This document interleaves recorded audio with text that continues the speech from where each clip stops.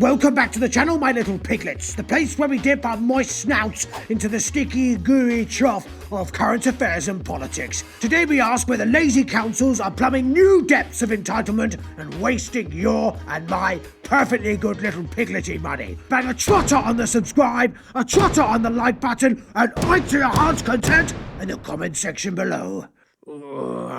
Let's go.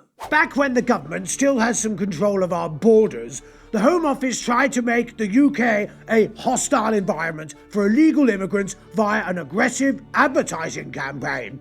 Well, I'm sure they're all sat down on the beaches in Calais watching the advertising from across the pond. At least the poor immigrants would be able to see some of themselves in the advertising due to the absurd diversity requirements required by Ofcom these days. Well, that's another story. The vans warming asylum seekers to go home or face arrest were a disaster, primarily because the message was too unsubtle. If you want to make a place really unpleasant for people, there are quieter ways to do it, as Oxford City Council seems determined to demonstrate. That's the city council who like putting massive plant pots in the middle of roads to stop you from being able to get from A to B because, I don't know, they hate cars and they actually believe in climate change. Not content with carving the city of dreaming spires into bossy little boxes designed to kettle the population into so-called 15-minute zones around their own homes, the bearded Brompton bike obsessives who control the city now have an official policy of not dealing with people who annoy them. The new powers might sound like a bad joke, but the City Council recently announced vexatious behaviour guidance for town hall staff and is all too real. Get ready, piglets. I might go absolutely berserk in this particular story. Targeted at residents who ask one too many questions or complain in a way that officials consider manifestly unjustified, inappropriate, or intimidating, it sets out consequences for behaviour that is deemed unacceptable. A phrase that allows alarming scope for discretion, going well beyond actual abuse or threats which nobody should be expected to tolerate. These lovies have obviously never shared a sty with me and my fellow sows. When one of them rolls over, the squealing and nipping and biting is absolutely intolerable, but calm soon resumes in the Fat Pig News sty. In short, it seems that if members of the public refuse to be fobbed off with the usual platitudes meted out to those who complain about shoddy services, they risk Oxford City Council refusing all contact with them. And that's that. Up goes the drawbridge so they can plod along unchallenged until the clock strikes 5 p.m, when the phone lines close and it's time to go home. Alas, that's not the case there at Cambridge City Council on a Friday, because they only work a 4-day week. But ask the people in Cambridge whether their council tax has gone down in line with the 4-day week buffoonery. I think you'll find it hasn't, piglets. Naturally, Council Leader Susan Brown laments having to take such a drastic step. It is, she sighs, one of those policies that you wish you didn't have to have. Seeking to justify the move, the council's finance chief, Ed Turner, argues that getting calls from frustrated taxpayers can be very distressing for his colleague. Poor lambs. Here's an idea. How about running the city in such a way that doesn't drive taxpayers to distraction? The good burghers of Oxford aren't the only people sick to the back teeth of lazy customer service types bleating that they will not tolerate being held to account. The policy is representative of a deeply unpleasant wider cultural trend, which supposes that workers are entitled to be saved from any interaction with people who are frustrated, frightened, or simply fed up with being ripped off.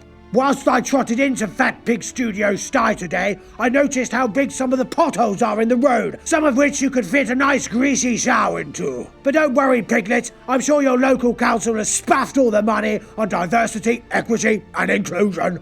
No prizes for guessing who is to blame for the air of entitlement that now hangs around so many folk with name badges, the trade unions, who have sought to empower their members via passive-aggressive signs advertising a zero-tolerance approach to abuse of staff, which, again, seems to include not just actual unacceptable abuse, but any behaviour staff don't like. I wonder what they think if the farmer who owns me turned up and started spraying shite all over their offices. Would that be behaviour they didn't like? Who cares? It's surely behaviour they deserve. Once largely confined to airports, train stations, and the NHS, all settings in which customers regularly have very good reason to be exasperated, these nasty little notices are now cropping up everywhere, including in shops and restaurants.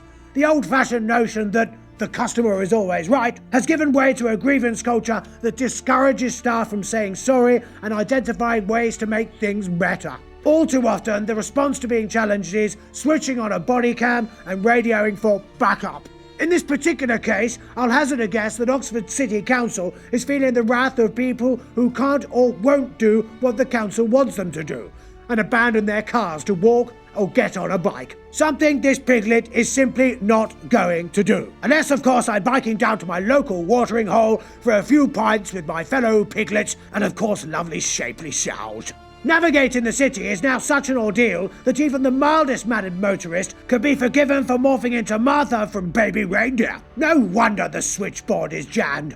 From a council whose headline efforts on behalf of local taxpayers include boasting about being trans-inclusive and becoming the first town hall in the country to introduce vegan-only platters at official functions, little comes as a surprise. Those of us who live in the area should probably consider ourselves lucky that there is still a mechanism for getting in touch with the council at all. Doubtless one or two rude callers deserve to be cut off. The very least the rest deserve is the common courtesy of a listening ear in what is an increasingly hostile environment. And I must say, piglets, this is not the sort of thing that you'd get in the private sector, where people know that the customer is always right, and that sometimes when things do go wrong, you've got to pay out and shut up. So what do you think about all that then, piglets? If any of you live in the pigsty that's called Oxford, or any other town that's bringing in these stupid measures, then do let us know in the comments below. Before we go, I'd like to remind you to subscribe to the channel and to like and to comment and oink to your heart's content in the comments section below. Until the next video, piglets, toodle pip and trotters up.